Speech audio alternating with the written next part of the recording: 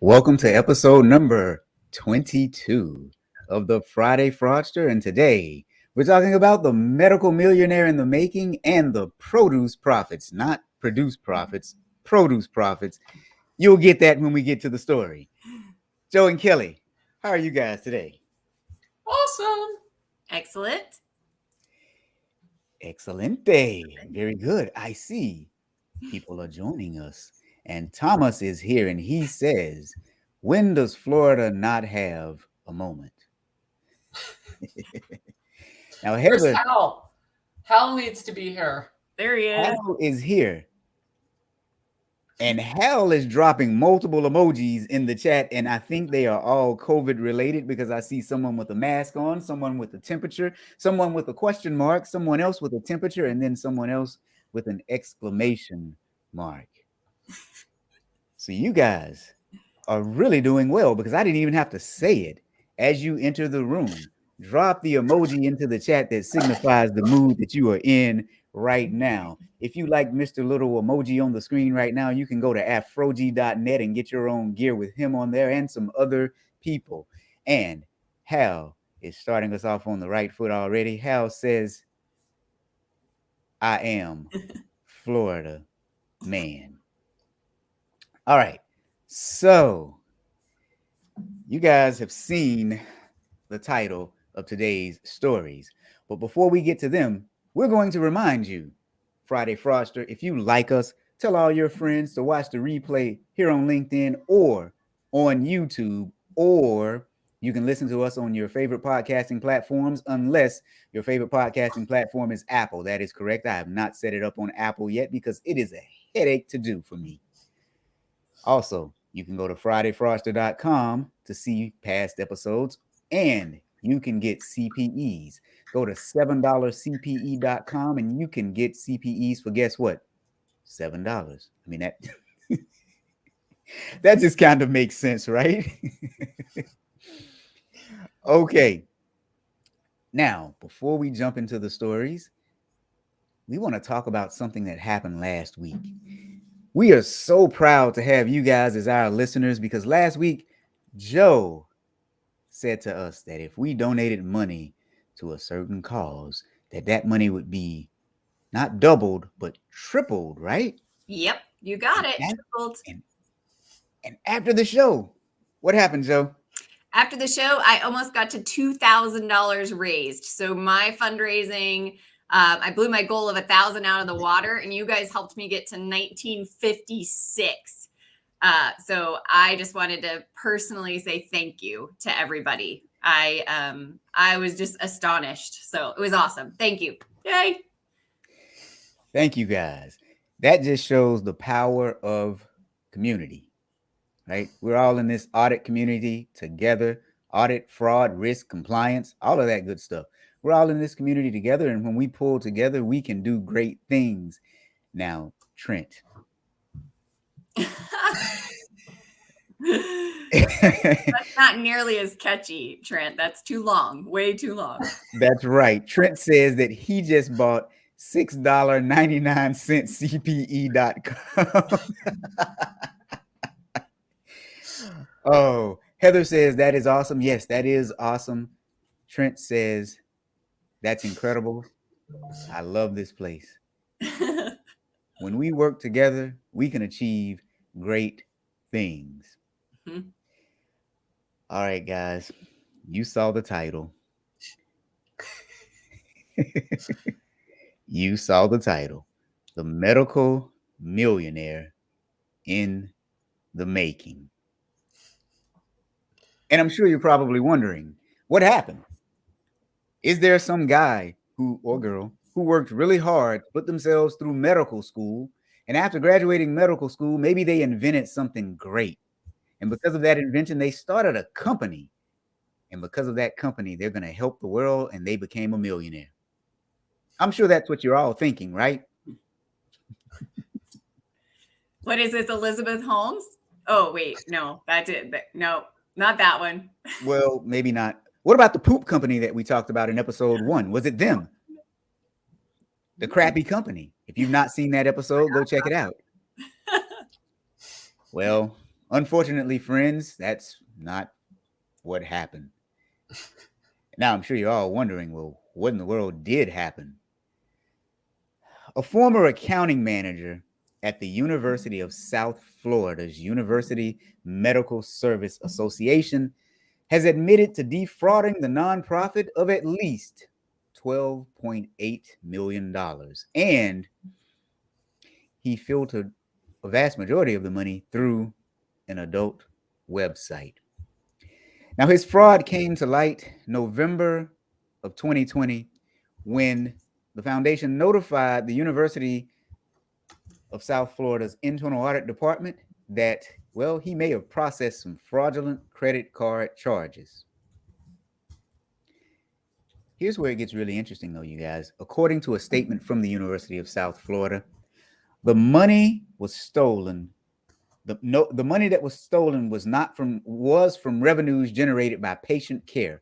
No state, philanthropic, grant, or research monies were stolen. So they made a distinction. They wanted us to know that no taxpayer funds or donated funds were actually stolen. I don't know if that really matters, honestly. So let's talk about this. There are a couple of things to talk about. So he worked for what's called a direct support organization. In universities, when they want to go into money-making ventures, they start what's called direct support organizations because, universities are nonprofits and technically shouldn't make money. And what happens when you're in the medical field at universities is a lot of universities have what are called faculty practice plans. Now, all those are organized, structured activities within the academic medical center that provide services such as billing, collections, revenue distributions, financial services, and things like that for full-time faculty. So what we're talking about is essentially a subunit of the university where they ran through the medical expenses for physicians and other administrative services. And apparently this man was able to steal over $10 million from that. So how in the world did it happen? You guys ready for this one? Because we've had some interesting things, but this one is crazy. According to the plea deal, starting around 2018, he recruited at least one woman, which was his future daughter-in-law, to enlist or sign up for an adult website. He then began making donations to her using credit cards for the company. She kept up to 40% of the contributions and mailed him the remainder, less the amount needed to pay taxes. So they at least paid taxes, right? They weren't Al Capone. Now, there is some question as far as how much actually went through the adult website, because according to his plea deal, he laundered more than 1.3 million through the scheme. But there are other documents that the university has that says about 11.5 million. All right, I'm going to stop right here, Kelly Joe. There's more, but Kelly Joe, what do you guys think? So does anyone remember Ryan Hubbs? He was a regent and he did a whole story about porn and fraud. And basically when he was doing investigations, all of a sudden it was kind of like, oh, look what we found here. So I put one linked story in and I'll put the other linked story. But I'm just going to say that they say that men steal for the 3 W's: wine, women, and wagers. Yeah. Wait, so, what was it? Wine, women, and wagers, like bets. Okay. Yeah. Gotcha. Okay. But this is a lot of money. A lot of money. And hashtag men steal more.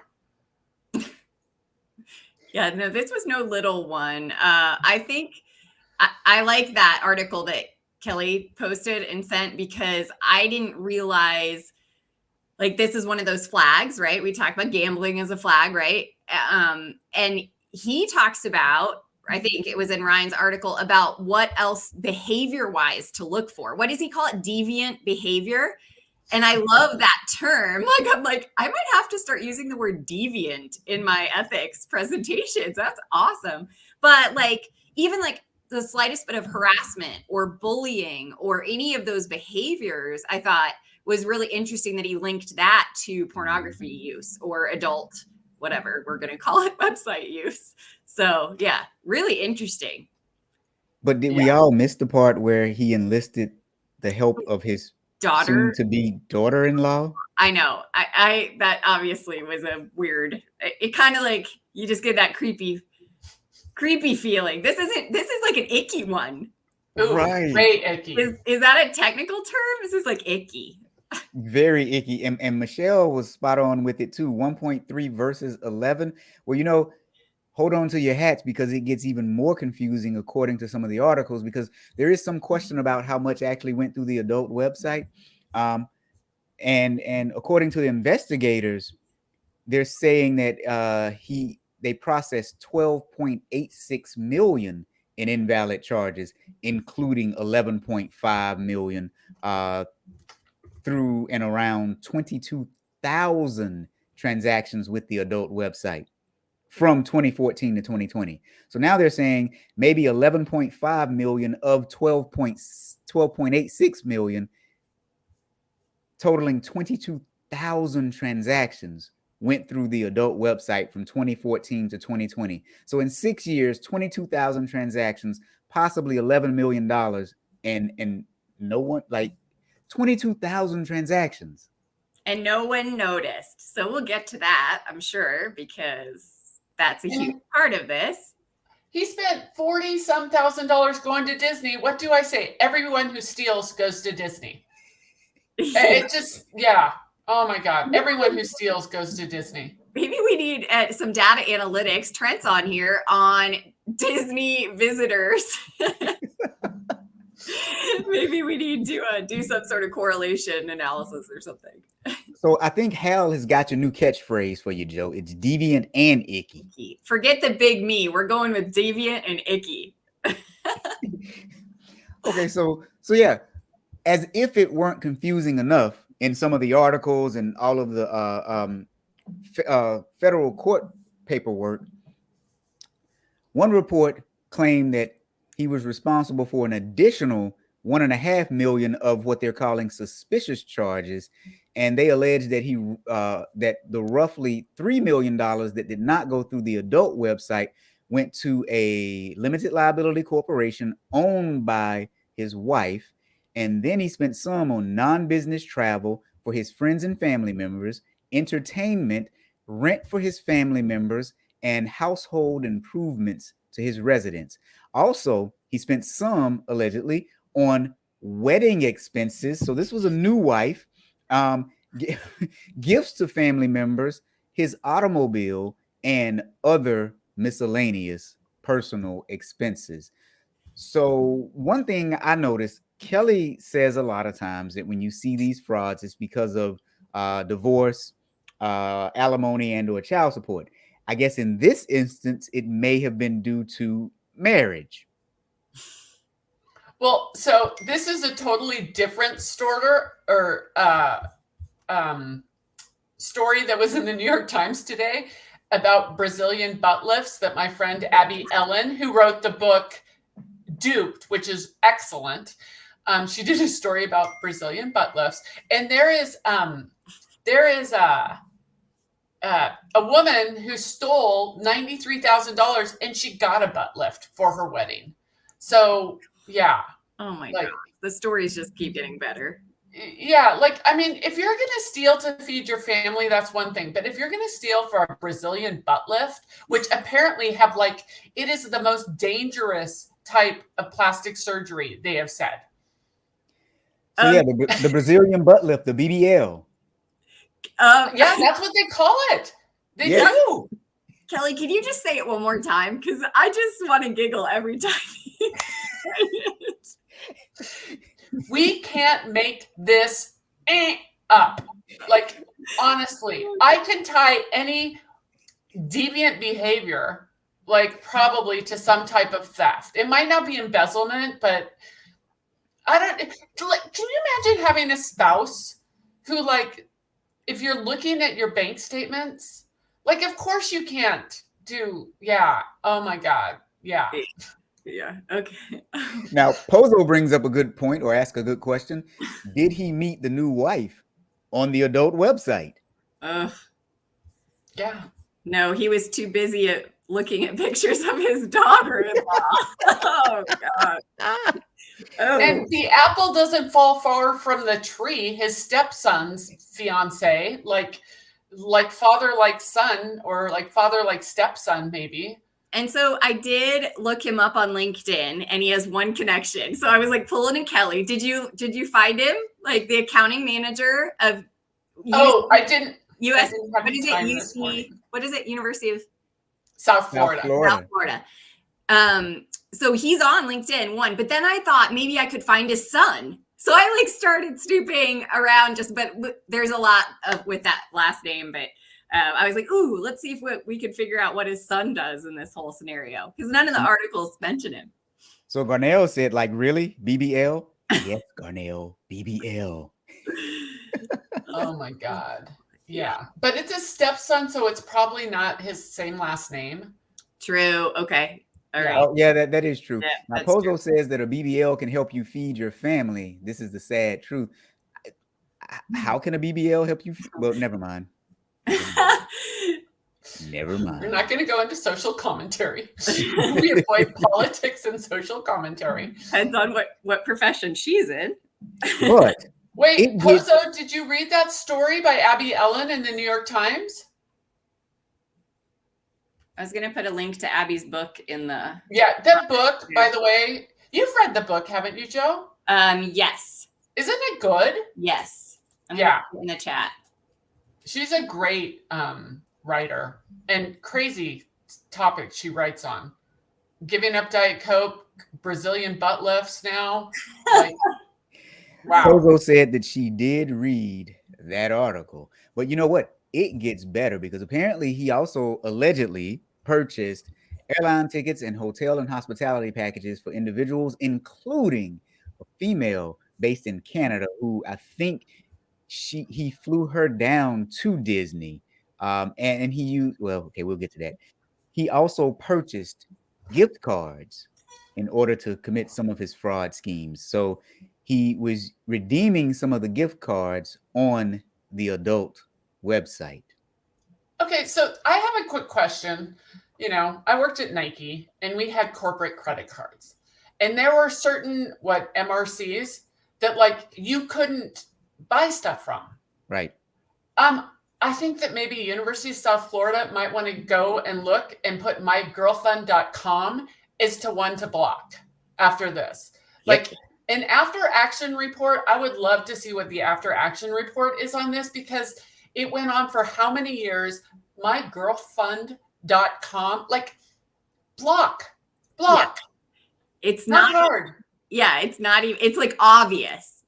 It's so obvious. Right. I mean, data analytics would have picked this one up quite quickly. Yeah. Even if they didn't block the MCC codes, data analytics should have picked this up. But that MCC code should have been blocked, depending on how they finagled it, because the company may have been able to work under a different MCC code. I've seen frauds where, like, for example, people would steal gift cards from gas stations, and you know, you would have the MCC code for gift cards blocked, but it would show up as a gas station, and so it looked like a fuel purchase. So it could be that this company may have done some things so that they show up differently from the on a credit card statement. But according to let's see, well, no, so the fraud went on for quite some time, but he began serving as an accounting manager at this organization in October of 2006. But by late 2015, he had control over the credit card authorization, and he managed the record keeping for the function, for the credit card function. So it's always, like we say, segregation of duties. Yeah, nobody was even looking, so except him, right? It seems like, at least that's what they make it seem like. So, and then it says, you know, they have to file a Form 990. So they took in nearly $306 million in the fiscal year for 2020.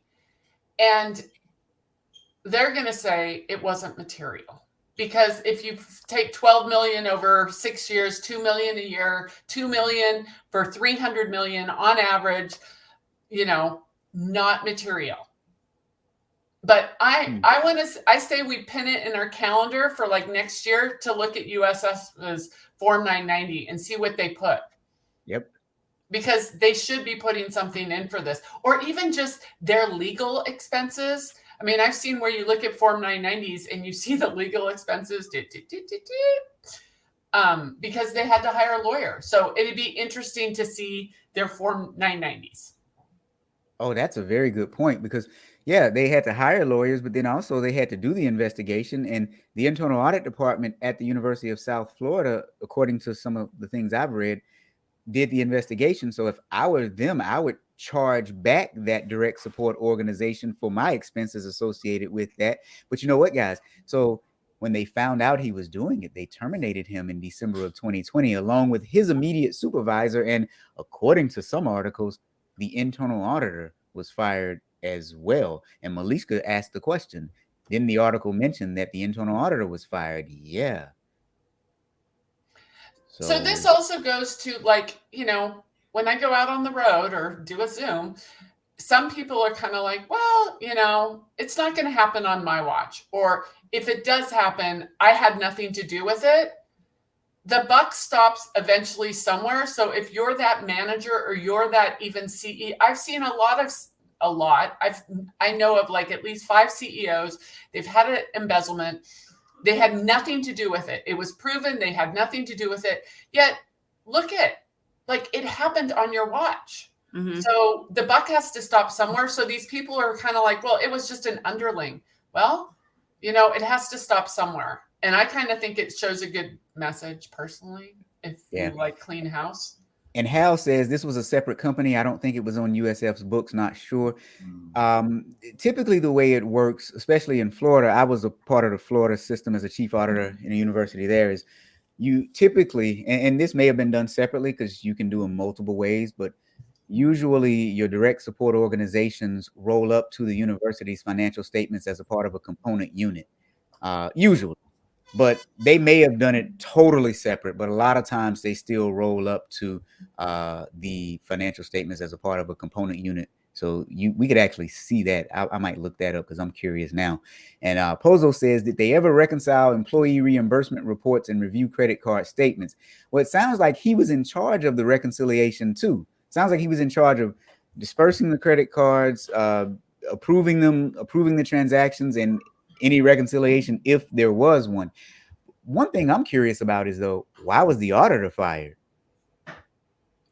Yeah, one of the articles said something about the internal audit nor the external audit finding it in multiple audits of this group, right? Of whatever what was it? I'm my acronyms are all messed up, but so I mean, I was guessing because they didn't see it and it's so blatantly obvious, or they weren't suggesting the right controls. I mean, who was the boss, the supervisor? You got an accounting manager. You've got to assume that maybe there was a controller over this piece, but accountability. Well, I mean, whoever the boss was, they fired him or her too, though, right? And Hal says scapegoat. Yeah, probably so. Yeah, they made them look bad, right? So they're gonna get rid of anybody that should have spoken up or found it or seen it, or but there probably should have been other scapegoats than the auditor. Well, at the end of the day, he pleaded guilty. So we know that he did plead guilty, and I read somewhere that he went ahead and pleaded guilty so that they wouldn't investigate anything else. We've heard that before, right? Kelly says that a lot. Yeah. I didn't have time to look at like Pacer to see anything else, but maybe I'll be better next time because there might be some stuff in Pacer that might be interesting. Yeah.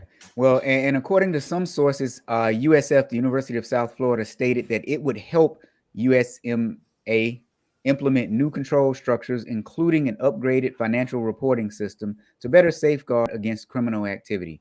So the USF, the university auditors, are going to help that direct support organization to implement some good controls. Yeah, where was, it's the same frustrating thing we talk about. Where was the proactiveness on something like that? Why, it seems like if he was able to steal this much, this is a fairly substantial organization that should have had this already. So, again, hindsight is going to get us there, but that's reacting to all this bad stuff. Where's the proactive? Yeah. Well, and also this is healthcare. As I was on the phone yesterday, still dealing with my son's concussion from April, like I consider myself to be somewhat smart. Oh my God, the medical charts. I reached out to the insurance company that's doing this, 105-page report.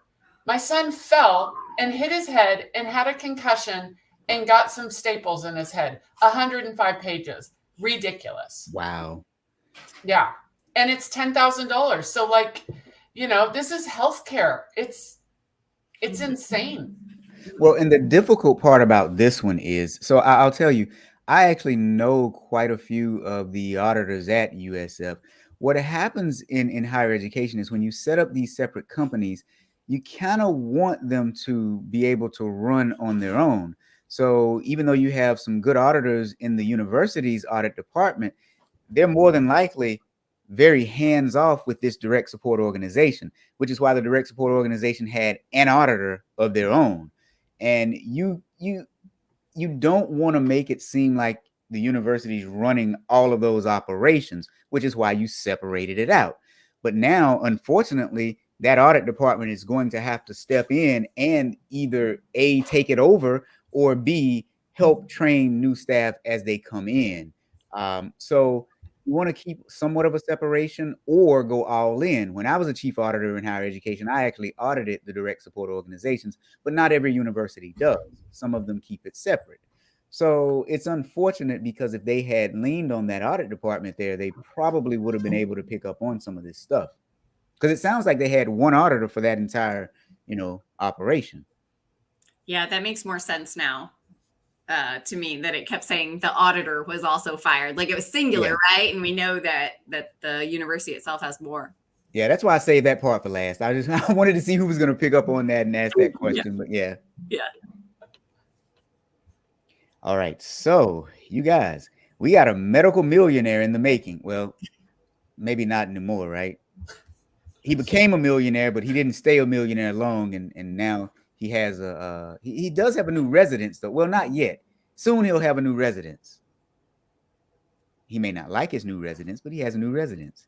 So that's the medical millionaire in the making, and we are about halfway through today's show. Kelly, what's happening on Great Women in Fraud? So I just recorded a podcast this morning with Jay Rosen, compliance affiliated monitors. If you have any interest in monitorships, which I never really paid attention to, but it's kind of cool work. That'll be dropping on Tuesday. And again, David Weber's episode that dropped a week ago, where he proved that hashtag women are better embezzlers, or they embezzle more often. You got to listen to it because David's amazing. And, he helped catch one of the insurrectionists. So check it out, please. All right. So that is Great Women in Fraud, the podcast that is available on your favorite podcasting platforms, including Apple.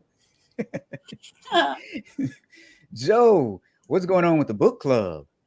Well, Kelly, remember I think we teased it last week. Kelly and I officially have our next book and movie club out there for September 15th. I'll put the link in the comments, but we are going to be dissecting WeWork, which I am just fascinated by. So Kelly was the one that said we had to read the book, The Cult of We. I am this close to being done with it. And I'm now fascinated with this. I had already watched the documentary, so we're going to do a little book and movie club on WeWork on September 15th. And now for a book and a movie club, which you also get CPE credit for, how much is that? $20. Wow. So it's no $7 CPE, but You get two of us. You get two, both of us, and you get some really good slides and movie clips and just a lot of fun. It's still Well, I'm thinking that the value probably goes up because I'm not there, right? So whatever. You're crazy. What about the fraud retreat? Fraud retreat's still on. We've had a couple more signups, so August 4th and 5th next year. Even if you can't budget for it this year, make sure you get it in that budget for next year. It will be cheap early bird discount until at least through the end of this year. So check out fraudretreat.com and see if you can get it on your schedule. Join us 16 CPE for the fraud retreat in Denver at the Gaylord Rockies Convention Center. Beautiful place. You guys want to come to Denver next summer. You do. Yeah, you do. Yeah. Especially if you live in Florida. Hell, you can miss that humidity. Nice little getaway. Absolutely. Now, some of you guys know that I also have another podcast. It's a live show here on LinkedIn. It's about 10 to 30 minutes. We try to keep it very short. It's called Audit Bites. If you go to auditbites.com, you can, see the replay. And again, it's on your favorite podcasting platforms except Apple. Next week, we're doing episode number 3. I don't know why I keep saying we because it's just me. but next week, we'll have episode number 3. And the title of it is 3 Reasons Audit Clients Hate Your Reports. You'll want to tune into this one because I'm going to take an actual report that I got off the internet and I'm going to cover up the people's names. I don't want to embarrass anyone. This is meant to be educational, but I'm going to take a real report that's out there from this year and we're going to dissect it. And I'm going to show you 3 reasons why clients hate your audit reports. The other thing I want to talk to you guys about is I am presenting at the 2021 Financial Services Exchange seminar given by the IIA, September 27th and 28th. It is in Washington, D.C. But get this, guys, I'm actually doing the opening keynote. I'm also doing a breakout session as well, but I'm doing the opening keynote. That's going to be fun and interesting. And next week, we'll be able to tell you who the MC will be for the event because I think you're going to like who the MC is. I can't tell you guys just yet. So that's a lot of stuff to pack in here before we get to our next story, which is produce profits. We're not producing profits. We have produce profits. Now, I know you're probably wondering, what in the world is produce profits? Heather says, that's cool. Yeah, it is cool, Heather. I'm so excited. I'm like a pointer sister right now. I'm so excited and I just can't hide it. Okay. So what are we talking about with produce profits? The Philadelphia wholesale produce market. That's what we're talking about. Now, this thing is no joke. It is 700,000 square feet. It is the largest refrigerated building in the world, and it serves the general public. It also serves restaurants. It serves businesses. It serves a lot of different other businesses. But there's been some fraud. The former president is charged with stealing $7.8 million. And he got very creative with it. I will say, out of all the stories we've covered, this is probably the most creative one. He's being charged with one. Yeah, so far, right. He's being charged with 1 count of money laundering conspiracy, 1 count of aggravated identity theft, and 4 counts of tax evasion, 2 counts of wire fraud, and 1 count of conspiracy to commit wire fraud. That's a whole lot of stuff. Yeah. Oh, I've got to inhale and take a breath before we go through some of his stuff. So he was the former president and CEO of the produce market. They're saying that he had control over every aspect of the market, including the expenditure of funds, and he was required to report to the board of directors, but he was in charge of everything. They're saying that he defrauded the market using funds to pay 1.9 million in rent on his home in New Jersey. Joe, are you here? Joe with an E. Apparently, he lived in Stone Harbor. He also converted into cash $1.1 million in checks drawn on the market's bank account. And he used that money for his own benefit. And they say he caused $1.7 million in checks to be issued from the market's operating account to his friends, family, and relatives. But it gets better. He also caused the market to pay for his personal credit card expenditures, converting $320,000 in checks that were payable to the market and cashing them for his own benefit. And if it couldn't get any better, apparently he allegedly skimmed $2.6 million in cash from the gate for the market's parking lot. And he used that money to pay employees under the table. So, like when you pay to park, especially in the Philadelphia area, right? You pay to park no matter where you go there. He used $2.6 million from the gate there.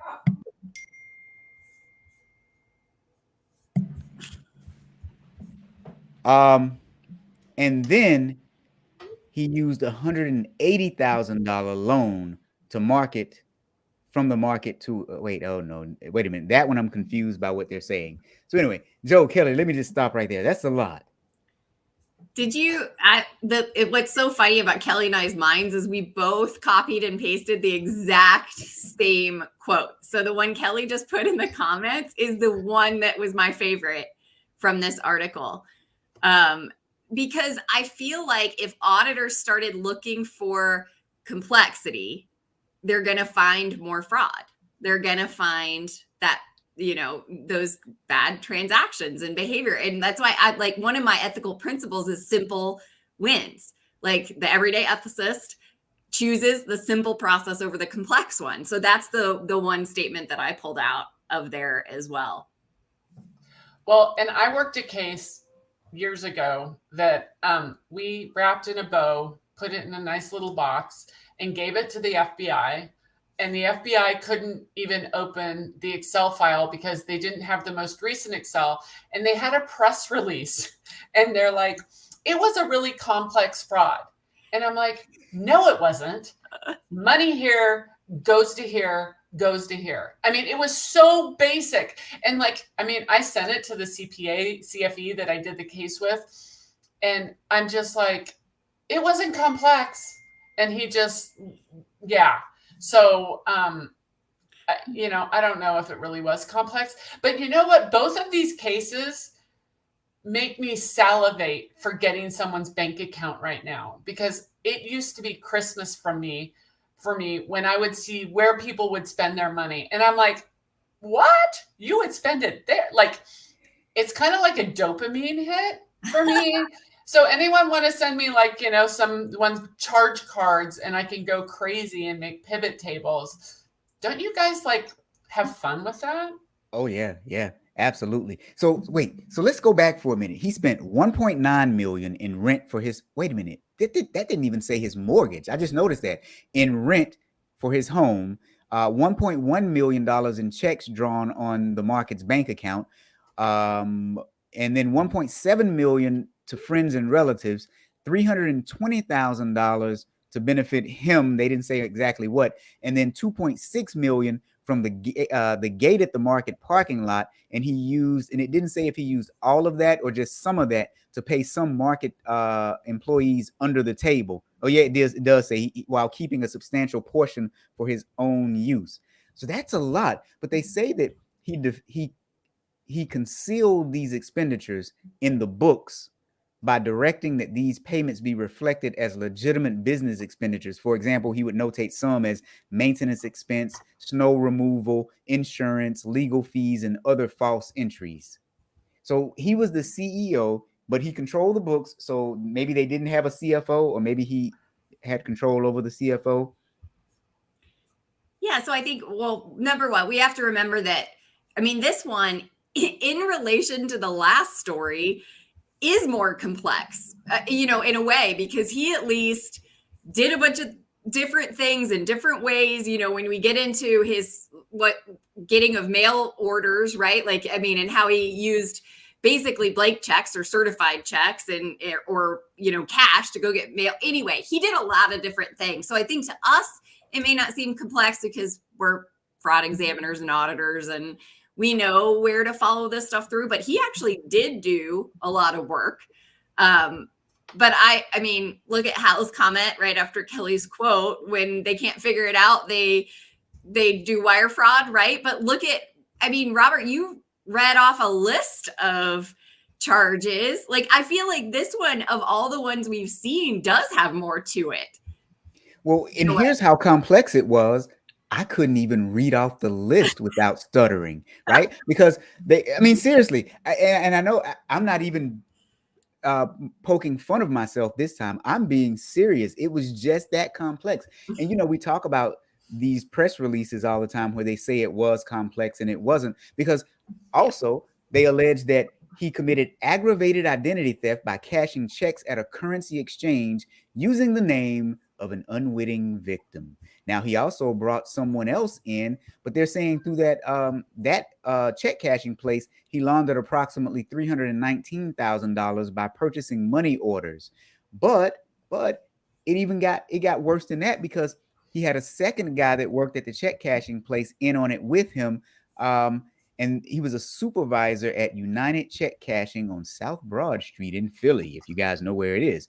And what he did was he encouraged this person to not to cash checks under $10,000 so that they could avoid having to file the currency transaction reports, the CTR reports, because then they would have been able to record the identity of the person that was cashing the checks. So he had some checks that he used somebody else's name for. Then he had other instances, I'm assuming maybe they did use his name, but he wanted to keep it below the $10,000 threshold. So he colluded with the supervisors at this check cashing place. Mm-hmm. And that supervisor had already been charged or something. Like he was already like found guilty, I think, right? So yeah. It's interesting that, I mean, obviously they knocked off the smaller person. Like, this is just the person who colluded, or what's the term I'm looking for? Aided and abetted? I don't know. The co-conspirator. Yeah, co-conspirator, but on a smaller scale. So they got him out of the way. And now they got to figure out what to do with this guy. But yeah, I mean, this mentality spreads easier than people think. I mean, we got to follow the trail. What makes me think of the McDonald's Monopoly game fraud, because when you watch that documentary, McMillions, on Netflix, right? No, HBO. That one's on HBO. You know, they talk about, the FBI talks about how they thought it was like 8 people and then it turned into 53 people. And like, so I think, you know, a tip, if we're going to jump into a tip, is like, follow the trail to where these people go and what they're doing with their money too. Cause I think this is the first one where I'm like, oh, you know, it's like third-party vendors, like audits, right? You got to look at where they're spending that money and who else was in on it and what did they do to break the law. So this guy stopped filing reports. So it just was interesting how it spread in this one to me, because we haven't seen one really as much like that. I know we talked about that farmer broker one, but we couldn't really figure out what the broker was getting out of it.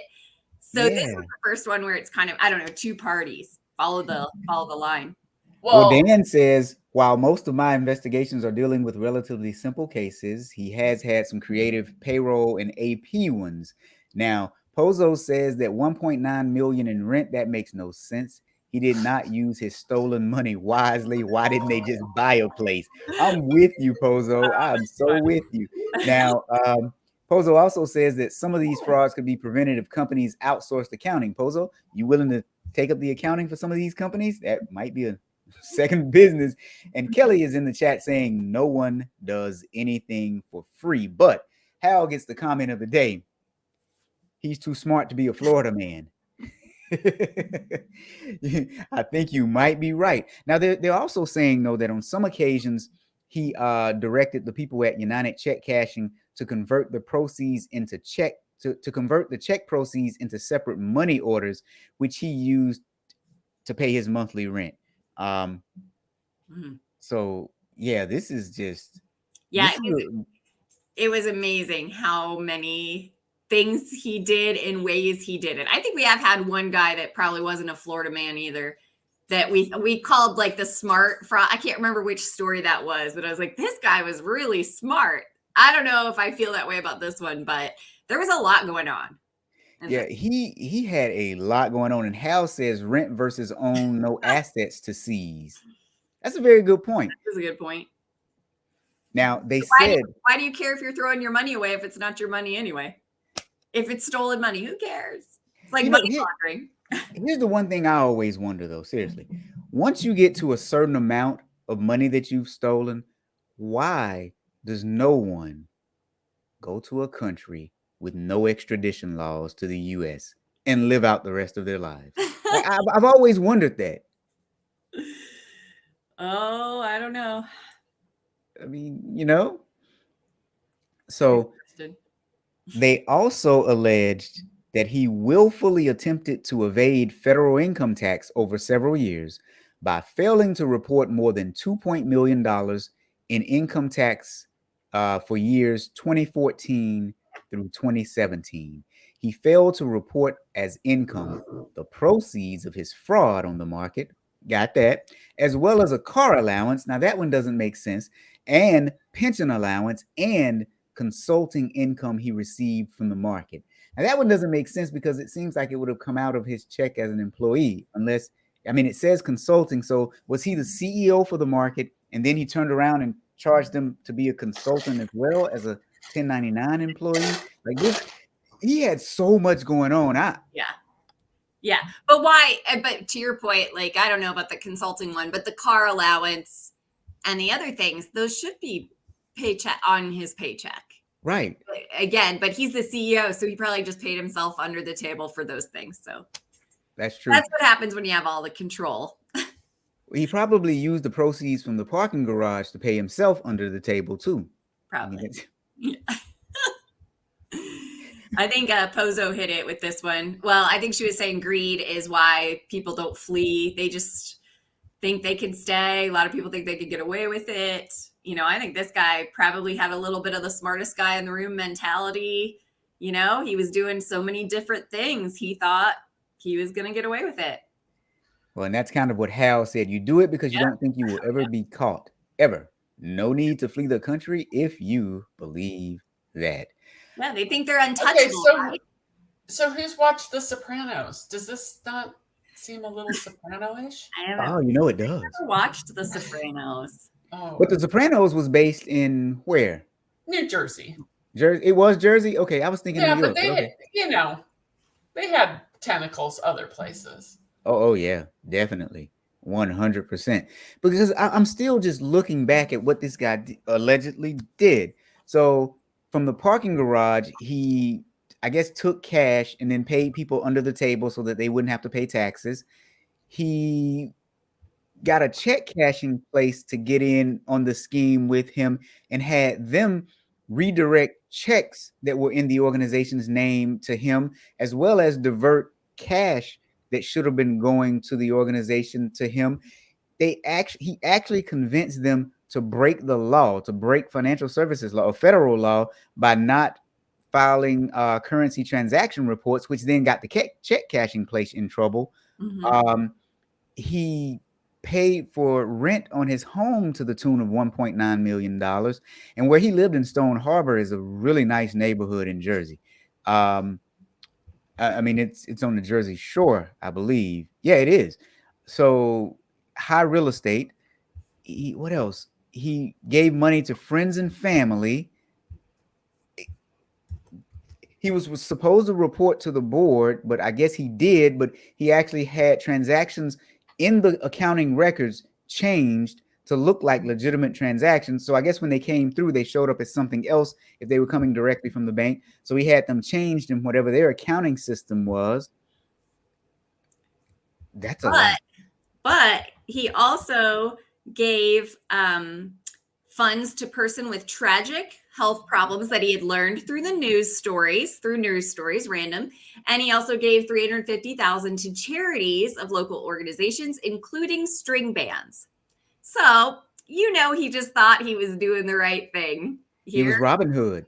Yeah, he was Robin Hood. It didn't really matter all those other things. Yeah. But wait, could you really be Robin Hood if you stole from the rich and then made yourself rich and then gave to the poor? Yeah, I think that's well. Okay, you guys. What the company does, Robin Hood does. Anyway, no. So I just looked up the house that shows his address on Fast People. It's only worth $254,000. It is not nice at all. Oh, that's the house he's renting? Well, this is the house that shows in Voorhees, New Jersey. And I pulled it up from Fast People. I mean, it's not, I was expecting a little bit nicer of a house. I love Kelly, the investigator. Well, I just always looking up some website, like doing her little investigative mind. I love it. Well, maybe I'm gonna have to look at some other of their pieces of property that they show, because this is crazy. This isn't a nice house. You wouldn't pay. Yeah, I gotta find. I need a mansion. At least for that amount of rent, I want a mansion. Yeah, and a nice car. You gotta have like a Bugatti or something. No, I was afraid of that parking lot audit. Yeah, absolutely. So, yeah, interesting. I think his wife's name is Michelle. I don't know. Do you know his social? I mean, give me a minute. Okay, and this is why the people stalk our LinkedIns after we talk about them, after we've searched their LinkedIns. Yes. Oh my God. Did we tell our audience that happened that one day? I can't even remember. We did not, but yeah, we had somebody after one show. We looked at someone's LinkedIn and they checked out all three of us because we checked out him on LinkedIn. So yeah, probably watched the story that we were talking about him. I bet probably did. Now Hal says you can't do a complex fraud without accomplices, and the landlord might have been on the take, which that's very true. The landlord may have been on the take. Hal also maybe they're money laundering. Oh, you know what? Yeah, that's true. But Hal says Bernie Madoff was quite benevolent. But here's what I thought of in all seriousness. That may have been his New Jersey home. And then a lot of times people who have a lot of money in Jersey, they'll have a home kind of in Jersey and then another home that's their summer home on the Jersey shore. So the $1.9 million home that he was renting may have actually been just the summer home in the Jersey shore. Yeah, I shouldn't know that much about New Jersey. The bad part about this one for me is the Philly market actually is a really good market. It's one of the biggest in the world, and they serve a lot of small businesses and end user consumers, customers, the general public. They have a lot of really good food there, and there are a lot of really good people that work there. And this tarnishes a really good organization. It really is. I don't know if you guys have ever been to it or seen it, but it is a fascinating building. It is huge, and everything under the sun is there. It reminds me on a much larger scale of the market in Seattle. Oh yeah. Yeah. Reminds me of that, but on a much larger scale. And it's a lot cleaner because it's newer, but it's a really good place. Pozo wants to know if he watched the replay of his episode. I don't know, Pozo. I can't tell. I wish I could tell, because I'm wondering now if he actually did. But yeah, he stalked us like we stalked him. Turnabout is fair play. What do you guys think about this episode? And I'm wondering to the audience now, is this the most crazy one we've had so far? Because we've had some really crazy ones, but I think by far this one is probably the most complex. And possibly the craziest, with the other craziest to me being the wire card. Because that one was it wasn't as complex. It wasn't complex at all. But the fact that they brought in private investigators to try and dig up dirt on these people, and they tried to attack the journalists at the Financial Times for just simply reporting the truth.